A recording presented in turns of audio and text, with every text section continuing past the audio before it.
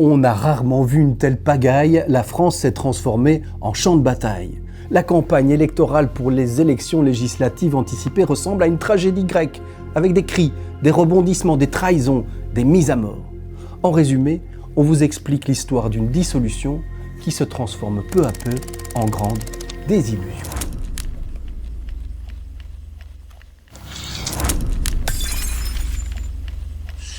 D'abord, il y a la claque, on peut même dire la raclée, infligée aux autres partis par le Rassemblement national aux élections européennes. Avec 31% des suffrages, la victoire est écrasante pour la liste d'extrême droite de Jordan Bardella. La déflagration est immense. J'ai décidé de vous redonner le choix de notre avenir parlementaire par le vote. Je dissous donc ce soir l'Assemblée nationale. C'est le premier acte de notre tragédie. Humilié par les résultats de ses candidats aux élections européennes, Emmanuel Macron annonce la dissolution de l'Assemblée nationale. Il convoque des élections législatives anticipées et il constate assez vite qu'il vient d'allumer un énorme incendie. Depuis dimanche soir, les masques tombent et la bataille des valeurs éclate au grand jour. Immédiatement, les positionnements vont s'opérer sur le grand échiquier politique français, à commencer par celui du président du parti Les Républicains, Éric Ciotti.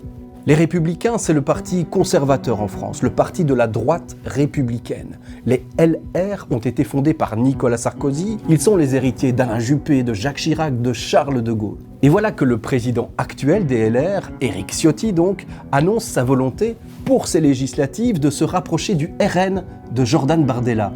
C'est le début du deuxième acte.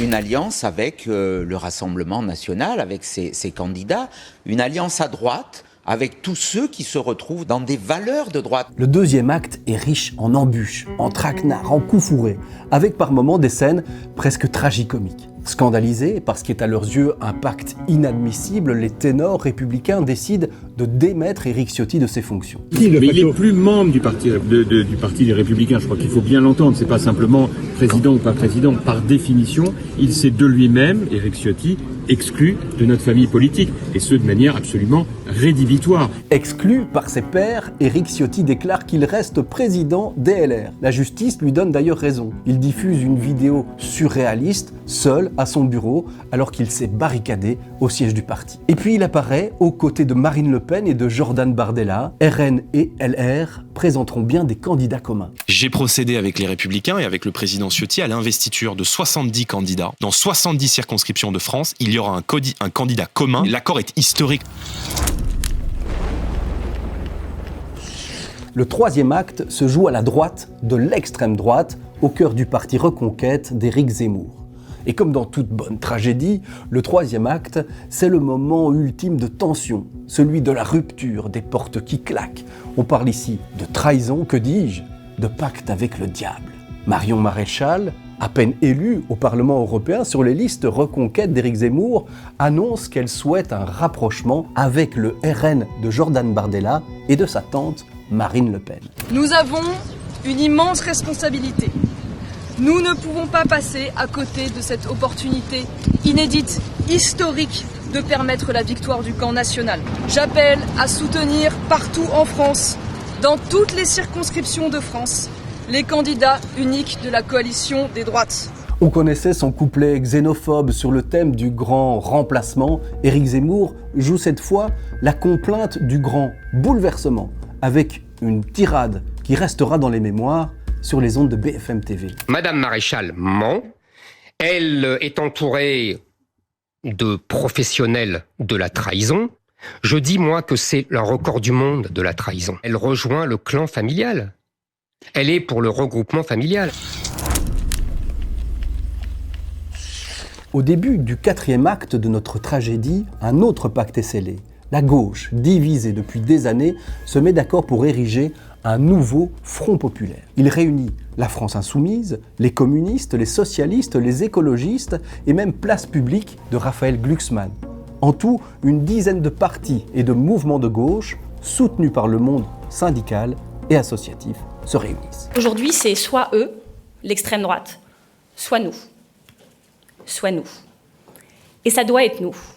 Et ça va être nous. Cette union des gauches fait référence au Front populaire qui s'était dressé en France en 1936, alors que les partis démocrates redoutaient la montée et la prise de pouvoir de groupuscules fascistes. Ce nouveau Front populaire est né dans le même esprit aujourd'hui, mais sans véritable tête de liste pour mener tout ce joli monde à Matignon, le cas échéant. Matignon, c'est la résidence du Premier ministre en France. Alors je commence par vous dire, je m'en sens capable, mais... C'est-à-dire que vous êtes candidat, mais il faut que les autres acceptent. Non, je suis candidat de rien du tout si je sais quelle est ma contribution à la vie de la gauche. À la dérive, Gabriel Attal, le Premier ministre sortant, tangue dans la tempête et sombre dans les sondages.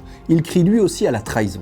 Je me désole de voir que le Parti socialiste, dont j'ai été membre, fasse aujourd'hui un accord de la honte avec la France insoumise. Et comme dans tout bon suspense, un revenant fait son apparition pour ces législatives, celui que personne n'attendait, celui que personne n'espérait peut-être non plus, François Hollande. Il y a une dissolution, il y a donc un risque compte tenu de ce qu'on sait du niveau de l'extrême droite, et donc je ne pouvais pas rester de côté, à regarder et attendre que nous allions encore davantage de Karim Ancilla, c'est-à-dire d'une dégradation continue de la vie politique. Dans les grandes villes de France, en tout cas, les manifestations contre l'arrivée possible du RN au pouvoir se sont multipliées.